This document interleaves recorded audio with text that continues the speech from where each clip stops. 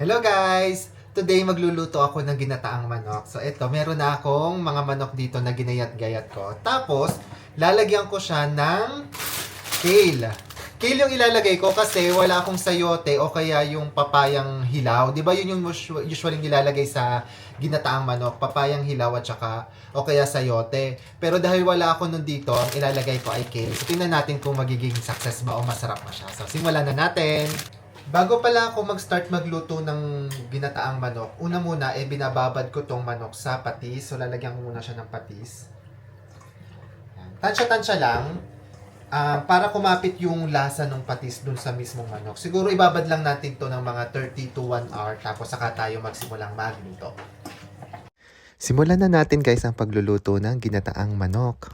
Sobrang simple lang, sa mainit na kawali na may mantika, ilagay lang natin lahat ng ito, bawang, sibuyas at saka luya. Tapos gisa-gisa lang hanggang sa lumabas yung aroma, gaya niyan. Tapos next na nating ilagay ay yung manok natin na binabad natin sa patis. Tapos halo lang din.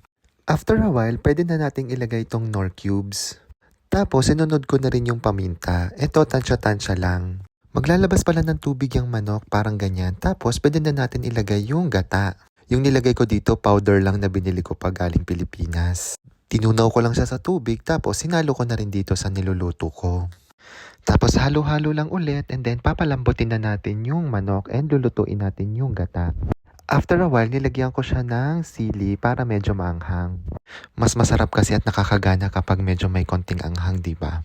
Tapos napansin ko, parang kulang siya sa gata. Kaya ito, nilagyan ko siya ng canned na coconut milk. Hindi ko na na-videohan yung paglagay, pero yan yung nilagay ko. Tapos niluto ko lang yung gata, and then, nung luto na siya kasama yung manok, nilagay ko na tong kale. Actually, hindi ako sigurado kung match ba tong kale na to sa ginataang manok. Pero tingnan natin. Mabilis lang yung maluto, konting painit lang, and then ayan, pwede na yan. Luto na ang ginataang manok with kale, and pwede na tayong kumain. Ayan na guys, kumakain na kami actually ng ginataang manok na merong kale. Tinitikman ko na siya. In fairness, okay siya. Ayan o. Mm.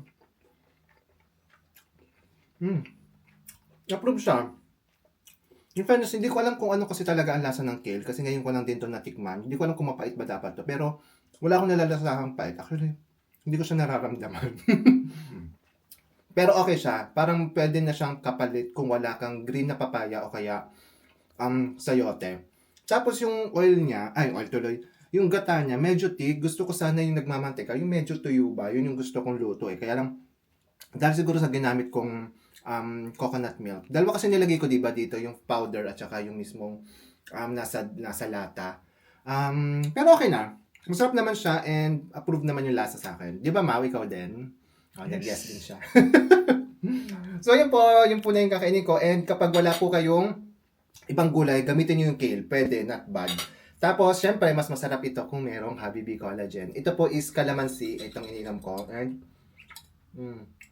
super sarap, refreshing. So, thank you po. Kain po muna ako ng dinner ko. Bye-bye!